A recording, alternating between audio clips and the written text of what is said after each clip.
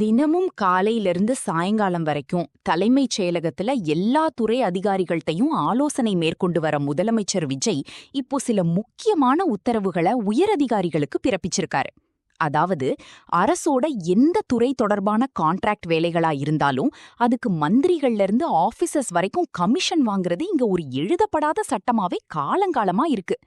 மக்களுக்கான வேலைகளை செய்ய அரசு ஃபண்ட் ஒதுக்கி அதை ஒப்பந்ததாரர்கள் மூலமா செய்யறப்போ கான்ட்ராக்டர்கள், சம்பந்தப்பட்ட துறை அமைச்சர்கள், அதிகாரிகள், அப்புறம் ஆளுங்கட்சி மாவட்ட செயலாளர்கள் இவங்களுக்கெல்லாம் குறிப்பிட்ட ஒரு பெர்சன்டேஜ் கமிஷன் கொடுக்கறது அப்படிங்கிறது கடந்த பல 10 ஆண்டுகளாகவே ரொம்ப இயல்பான விஷயமா மாறிடுச்சு. இதத்தான் எப்படியாச்சும் முடிவுக்கு கொண்டு வரணும் அப்படின்னு முதலமைச்சர் விஜய் வெறித்தனமா ஆசைப்படுறாரு. இத பத்தி கோட்டை வட்டாரங்களிடம் விசாரிச்சப்போ நமக்கு சில ரகசிய தகவல்கள் கிடைச்சிச்சு. ஒவ்வொரு அரசு அமையறப்பவும் அந்தந்த அரசியல் கட்சியில பொதுப்பணித்துறை, நெடுஞ்சாலைத்துறை, நகராட்சி நிர்வாகத்துறை இந்த துறைகளை தங்களுக்கு கேட்டு வாங்குறதுல திமுக, அதிமுகன்னு எந்த அரசா இருந்தாலும் சரி மந்திரிகளுக்கு இடையில பயங்கரமான ஒரு போட்டி இருக்கும். ஏன்னா பணத்தை அள்ளி குட்டுற அக்மார்க் துறைகள் தான் இதெல்லாம் தான். பொதுப்பணித்துறையில ஒரு குட்டி மதகு கட்டுறதுல ஆரம்பிச்சு பெரிய பெரிய பில்டிங் கட்டுறது வரைக்கும் செய்வாங்க.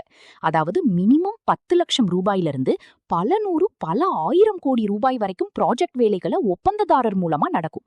இந்த வகையில மந்திரிக்கு மொத்த கான்ட்ராக்ட் தொகையில 15% கமிஷனா ஒப்பந்ததாரர்கள் முன்னாடியே கொடுத்துடுவாங்க. அதே மாதிரி நெடுஞ்சாலைத்துறையில மினிமம் 1 கோடி ரூபாயிலிருந்து மேக்சிமம் பல்லாயிரம் கோடி ரூபாய் மதிப்புள்ள ரோடு போடுற வேலை, மேம்பால வேலைகள் எல்லாம் நடக்கும். இதுக்காகவும் அந்த துறை மந்திரிகளுக்கு 15% கமிஷனை ஒப்பந்ததாரர்கள் முன்கூட்டியே கொடுத்துடுவாங்க. இது தவிர சம்பந்தப்பட்ட துறைகள்ல இருக்கிற பெரிய பெரிய ஆபீசர்களுக்கு ப்ராஜெக்ட் மதிப்புல 5% கமிஷன் தனியா போயிடும்.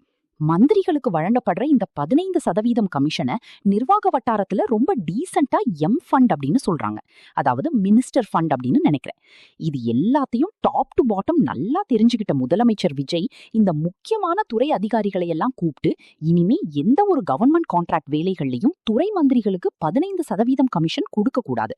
இது மாதிரி யாருக்கும் கமிஷன் கொடுக்க கூடாது, அதிகாரிகளும் வாங்கக்கூடாது. கவர்மெண்ட் கான்ட்ராக்டர்களை கூப்பிட்டு நீங்களே நேரடியா சொல்லிடுங்க அப்படின்னு கராரா ஒரு உத்தரவு போட்டிருக்காரு. இதுபடியே அரசு ஒப்பந்ததாரர்களை பூனை போட்டு கூப்பிட்ட அதிகாரிகள் இனிமே மந்திரிகளுக்கு அந்த 15% கமிஷன் கொடுக்க கூடாது. இது சிஎம்மோட நேரடி உத்தரவு அப்படின்னு சொல்லியிருக்காங்க. இந்த ஆர்டரை கேட்ட உடனேயே அத்தனை கான்ட்ராக்டர்களுக்கும் மனசுக்குள்ள அப்படி ஒரு சந்தோஷமா. ஏன்னா இதுவரைக்கும் கான்ட்ராக்ட் எடுக்கிறதுக்கு 15% கமிஷன் கொடுக்கறது கூட அவங்களுக்கு ஒரு சின்ன பிரச்சனை தான். ஆனா அந்த 15% கமிஷனை எப்படி வாங்குறாங்க அப்படிங்கிறது தான் இங்க மெயின் மேட்டர்.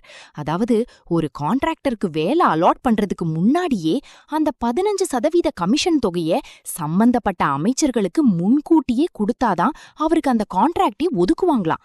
அதுக்காக அந்த வேலைகளை செஞ்சு அது மூலமா லாபம் வர்றதுக்கு முன்னாடியே அவ்வளோ பெரிய தொகையை அமைச்சர்களுக்கு கமிஷனா கொடுக்கணுமேனு 99% ஒப்பந்ததாரர்கள் வெளியில வட்டிக்கு வாங்கிதான் அந்த பணத்தை அட்வான்ஸா கமிஷனா கொடுத்து அந்த கான்ட்ராக்டை வாங்கியிருக்கிறாங்க. அந்த தொகைக்கு வட்டி கட்டுறதுலயே அவங்களோட பாதி லாபம் காணாம போயிடும். மீதி லாபமாவது கிடைக்கும்னு பார்த்தா அந்த வேலை முடிஞ்சு அதுக்கான பணத்தை கவர்மெண்ட்ல இருந்து திரும்ப பெறதுக்குள்ளர அரசு அதிகாரிகள் மினிமம் 6 மாசத்திலிருந்து 1 வருஷத்துக்கு மேல காலதாமதம் பண்ணுவாங்களாம். அந்த லேட் ஆகிற காலங்களுக்கும் சேர்த்து ஒப்பந்ததாரர்கள் வட்டி கட்டுறப்போ எடுத்த வேலையில லாபமும் இல்லாம கட்டுன வட்டியும் கட்ட முடியாம கடனாளியாகி மன உளைச்சலுக்கு ஆனானவங்க தான் பெரும்பாலானவங்கன்னு சொல்றாங்க. இதனால இந்த 15% கமிஷன் தொகையை இனிமே கொடுக்க தேவையில்லைன்னு சிஎம் சொன்ன உடனேயே அத்தனை ஒப்பந்ததாரர்களுக்கும் மனசுக்குள்ள பட்டாம்பூச்சி அப்படியே சிறகடிச்சு பறக்க ஆரம்பிச்சிடுச்சான். இனியாவது நாம கடனாளி ஆகாம மக்களுக்கும் நல்ல தரமான கட்டமைப்புகளை கொடுக்கலாம் அப்படிங்கிற எண்ணத்துல செம ஹாப்பியா இருக்காங்க. அதே நேரத்துல நம்ம அரசு அதிகாரிகள் இருக்காங்களே, அவங்க நைஸா நிர்வாக செலவுகளுக்காக எங்களுக்கு வழங்குற அந்த 5% மட்டும் கட் பண்ணிடாதீங்கப்பா அப்படின்னு தனிப்பட்ட முறையில ஒப்பந்ததாரர்கள்ட்ட பேசி வச்சிருக்காங்களாம்.